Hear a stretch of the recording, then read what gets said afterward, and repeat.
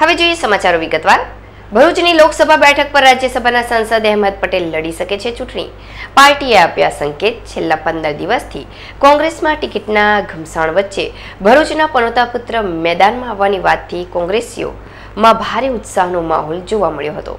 છેલ્લા 15 દિવસથી કોંગ્રેસમાં ટિકિટના ઘમસાણ વચ્ચે ભરૂચ પનોતા પુત્ર મેદાનમાં આવવાની વાતથી કોંગ્રેસી કાર્યકરોમાં ઉત્સાહનો માહોલ જોવા મળ્યો હતો।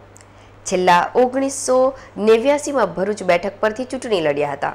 1977 થી 89 સુધી લોકસભામાં એમપી તરીકે અને 1993 થી રાજ્યસભામાં 5 વાર સાંસદ રહી ચૂક્યા છે। છેલ્લા 30 વર્ષથી ભાજપના ગઢ બનેલા ભરૂચ જિલ્લામાં કોંગ્રેસ દ્વારા ગાબડું પાડી ભાજપ સ્પેશિયલ 26નો મોહભંગ કરવાનો વ્યૂહ સામે આવી રહ્યો છે। ભાજપ દ્વારા ફરી એકવાર મનસુખ વસાવાને ટિકિટ આપી રિપીટ થિયરીનો દાવ રમ્યો છે।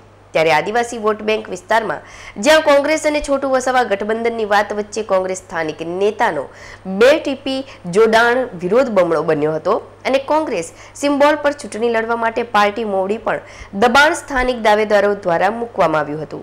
હાલ જિલ્લામાં શેરખાન પઠાણ અને પૂર્વ જિલ્લા પ્રમુખ રાજેન્દ્રસિંહ રણા વચ્ચે ટિકિટ ખેંચતાણ ચાલી રહી છે। તો આદિવાસી તરીકે પીડી વસાવા અને દલપત વસાવા તેમજ ક્ષત્રિય ઉમેદવાર તરીકે સંદીપ માંગરોલાના નામ ચર્ચાઈ રહ્યા છે।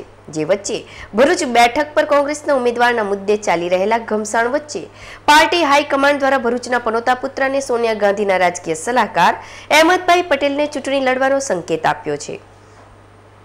થોડા સમય પૂર્વે તેમના પુત્ર ફૈઝલ પટેલ ચૂંટણી લડવાના હોવાની વાતે વેગ પકડ્યો હતો, જે તેમને જાતે ના લડવા કહી શાંત પાડ્યો હતો। જો રવિવાર સવારથી જ અહેમદભાઈ પટેલના ચૂંટણી લડવાના સંકેતના સમાચારો સોશિયલ મીડિયા તેમજ વિવિધ ચેનલો પર આવી રહ્યા છે, જેને લઈ ભરૂચ કોંગ્રેસ કાર્યકરો ફરી ઉત્સાહમાં આવી ગયા છે। પાર્ટી દ્વારા એક તીરથી 3 નિશાન પાર પાડવાનો વ્યૂહ જોવા મળી રહ્યો છે। પ્રથમ ભાજપ દ્વારા ગુજરાતની સ્પેશિયલ 26નો ટાર્ગેટ તોડવા માટેનું એક નિશાન તેમજ બેઠક પર પક્ષ દાવેદારીનો ખેંચતાણનો વિવાદ સાથે છોટુભાઈ વસાવા જોડે ગઠબંધનો ઉઠેલો વિવાદ સમાવી દેવાની કોશિશ જોવા મળી રહી છે। પાર્ટી દ્વારા જો અહેમદભાઈ પટેલના નામ પર ફાઇનલ મોહર મારે તો તેઓ ભરૂચ બેઠક પર 1991 બાદ ફરી ચૂંટણી લડશે।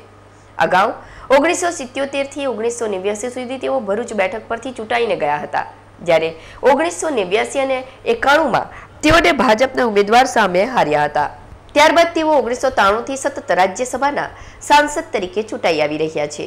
છેલ્લા 30 વર્ષથી ભાજપનો ગઢ બનેલા ભરૂચ બેઠક પર અહેમદભાઈ પટેલ અને મનસુખભાઈ વસાવા વચ્ચે ચાલુ વર્ષે ચૂંટણી યોજાય તો સૌથી રસપ્રદ અને કાંટાની ટક્કર જામશે, જ્યાં ભાજપના ગઢ ટકાવી રાખવાનો અને અહેમદભાઈ પટેલ માટે પ્રતિષ્ઠાનો જગ બની રહેશે।